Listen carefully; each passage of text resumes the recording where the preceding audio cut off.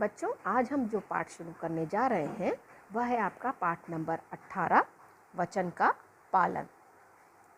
अब शीर्षक सुनने के बाद सबसे पहला प्रश्न जो कौंधता है वह है, वचन का अर्थ क्या होता है। वचन का अर्थ होता है कि जब हम किसी से किसी बात को सुनिश्चित करते हैं कि अगर परिस्थिति चाहे जैसी भी हो, हम अपनी बात से नहीं पलटेंगे, हम अपना वादा नहीं तोड़ेंगे। इसको कहते हैं वचन। अब हम इस पाठ का परिचय पढ़ते हैं। पाठ परिचय का सबसे पहला शब्द है शरणागत। शरणागत जब किसी भी विषम परिस्थिति में कोई किसी के पास सहायता मांगने जाता है तब वह शरणागत कहलाता है। और शरणागत की रक्षा करना शरण देने वाले का सबसे पहला कर्तव्य माना जाता है। अच्छा, अब इस पाठ परिचय की हम शुरुआत करते हैं। शरणागत की रक्षा करना तथा अपने वचन का पालन करने की सीख हमें लेखक ने इस पाठ में दी है। साथ ही साथ बच्चों, लेखक हमको यह समझाने का प्रयास कर रहे हैं कि यदि उनके साथ कोई बुरा व्यवहार भी करे तब भी उस व्यक्ति को सही मार्ग पर लाने के लिए हमें उसके साथ अच्छा व्यवहार ही करना चाहिए। यानी चाहे कोई हमारे साथ जैसा भी व्यवहार करे, हमें खुद सही मार्ग पर रहना चाहिए, सही व्यवहार रखना चाहिए और साथ ही साथ अगले को भी यही सीख मिलनी चाहिए हमारे व्यवहार से कि वह भी सद्मार्ग यानी सही रास्ते पर चले और किसी का बुरा ना करे। बच्चों, यह कहानी स्पेन जो कि एक देश है, इस देश का एक छोटे से गांव की घटना को दर्शाती है। इस कहानी के मुख्य दो किरदार हैं, एक तो बागीचे का स्वामी और दूसरा शरणागत। अब हम आगे की कहानी पढ़ते हैं। एक बागीचे का स्वामी यानी मालिक। बागीचे का मालिक अपने बागीचे को सींचने और पौधों को ठीक ठाक करने में लगा था। उसी समय एक व्यक्ति भागता हुआ उसके पास आया। वह बहुत घबराया हुआ था। बागीचे के स्वामी के सामने आकर गिड़गिड़ाता हुआ बोला। यहाँ पे गिड़गिड़ाता हुआ का शब्द होता है प्रार्थना करते हुए मदद मांगना, सहायता मांगना। बागीचे के स्वामी के सामने वह व्यक्ति आकर गिड़गिड़ाता हुआ बोला, आप मेरी रक्षा कीजिए, मुझे कहीं छिपा दीजिए। कुछ लोग मेरे पीछे पड़े हैं और वह मुझे मार डालना चाहते हैं। वह व्यक्ति भय के मारे बार बार पीछे की ओर मुड़कर देख रहा था। बागीचे के स्वामी को उस पर दया आ गई। उसने उसे एक कोठरी यानी एक कमरा दिखाकर कहा, जाओ उस कोठरी में छिप जाओ।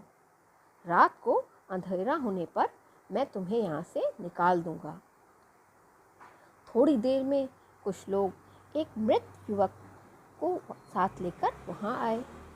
बागीचे के स्वामी ने उस युवक को देखकर कहा, हाय मेरा बेटा, कहकर रोता हुआ उससे लिपट गया।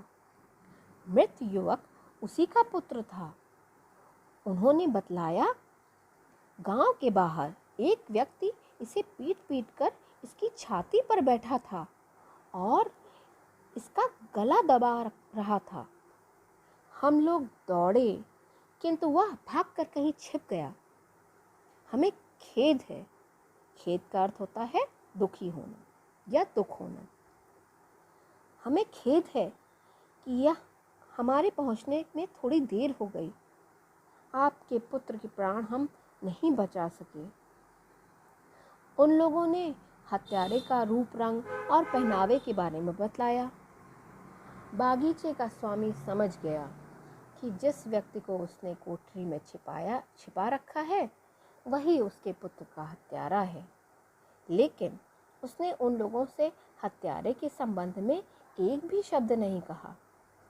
बागीचे के स्वामी का दिन अपने पुत्र का अंतिम संस्कार करने में बीत गया। रात हुई और जब सब लोग सो गए तब उसने वह कोठरी खोली जिसमें हत्यारे को उसने छिपा रखा था।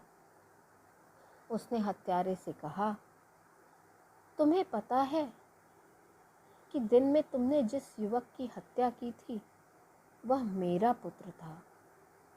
हत्यारा कांपने लगा, भय के मारे उससे बोला तक नहीं गया। उसे समझ लिया कि अब उसके प्राण नहीं बच सकते। लेकिन बागीचे के स्वामी ने कहा, डरो मत, मैंने तुम्हें शरण दी है। शरण का अर्थ है सहायता या आश्रय देना। डरो मत, मैंने तुम्हें शरण दी है और तुम्हारी रक्षा का वचन दिया है।